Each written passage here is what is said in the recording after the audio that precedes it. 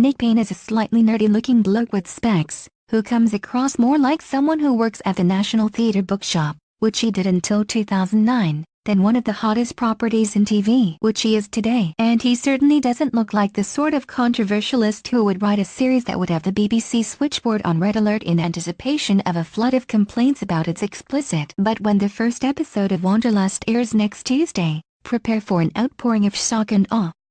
Swearing and drug-taking. Shock, because we are told its lead actress, TOWIE will become the first woman to have an orgasm on BBC One, and all because it's apparently very good indeed. The plot revolves around a middle-class couple, Alan and Joy Richards, who reassess their relationship after Joy has a serious cycling accident. Frustrated that their life had dwindled to nothing, she suggests that they have an open relationship. "It's an amazing story," says Colette, 45, an Oscar-nominated star best known for her appearances in Muriel's Wedding and The Sixth Sense. "It's lifelike and reflective of something that's happening to a lot of people, but nobody really talks about it." Stephen McIntosh, "It's real people grappling with real stuff," who plays her husband, agrees. "There's no high concept here, it's not heightened in any way, and that's what I can relate to, and I'm hoping that everyone else can relate to. This is an ordinary household, a loving couple that are grappling with where to go." PAYNE, 34, made it very clear to the BBC that he wanted to be the driver of this story, and this is apparent from the outset. Indeed, there are 2 masturbation scenes in the opening minutes. As Piers Wenger, controller of drama at the Beeb, says, "We've never seen anything like it on BBC One. It's real people grappling with real stuff. There's no high concept here, it's not heightened in any way, and that's what I can relate to, and I'm hoping that everyone else can relate to." Stephen McIntosh, on the face of it, the introduction of all the serial partner rumpy-pumpy is an unlikely twist in the lives of a couple whose relationship had previously borne all the hallmarks of a solidly suburban union. Her warm, witty and empathetic personality makes her a magnet for any members of her family or social circle looking for a sounding board for their problems.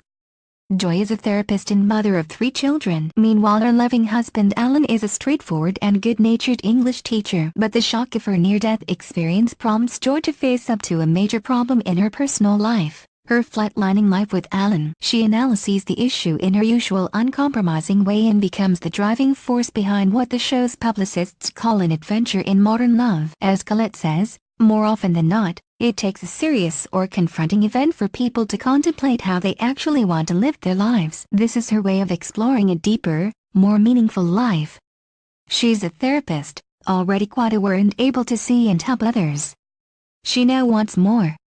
This is what happens to Joy. I guess the story is Joy exploring those darker corners, but there are parts of herself she has repressed. Perhaps not surprisingly, Alan is initially blindsided when Joy comes up with her unorthodox proposal. But his devotion to his wife's best interests, not to mention his growing feelings for a colleague called Claire, see him take a very un-Alan risk and explore the idea. McIntosh, 51, who played the hotel manager in last year's ITV hit The Halcyon, describes his scenes as funny in their own way. He adds, "They are not earnestly trying to represent in a generic, soft-focus way. It presents it in a way that feels real, much like the people are, with all of their clumsiness and idiosyncrasies." But the course of plural love does not flow smoothly.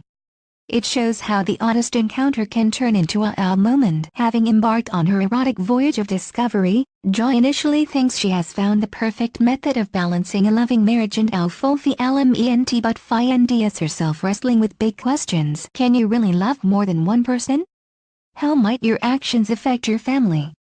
And amid all the excitement, juggling and upheaval, why is she still hunted by the memory of one particular client? I know there is a focus on, but I really love that, and actually that's the byproduct of something much deeper that Joy's going through. She's a woman who has basically had a near-death experience and suddenly her existence is contextualized, says Colette. You start to think about what you want to do with your time on this planet, and that's why she's questioning the structure of her life and relationship. Joy and Alan are not the only characters exploring the boundaries of their reality. Their children Tom, Naomi and Laura are also confronting relationship issues, as are many of their friends, including Alan's colleague Claire, who has recently split from a long-term partner. She is played by Zoe Ashton, best known for her role as Vaude in Channel 4's Fresh Meat, who has been a friend of Nick PAYNE's for years, ever since they met when both were members of the Young Writers Group at the Royal Court Theatre in their early 20s. Ultimately, Wanderlust, a co-production between the BBC and NETFLX, asks whether monogamy is outdated and if people can love more than one person. And it apparently reaches a rather traditional conclusion. One critic who reviewed the staged version of PAYNE's Wanderlust wrote, "In an age when is constantly comedy-fed, he unfashionably argues that it is best when the heart and the genitalia are working in sync." Wanderlust starts on BBC One next Tuesday at 9 p.m.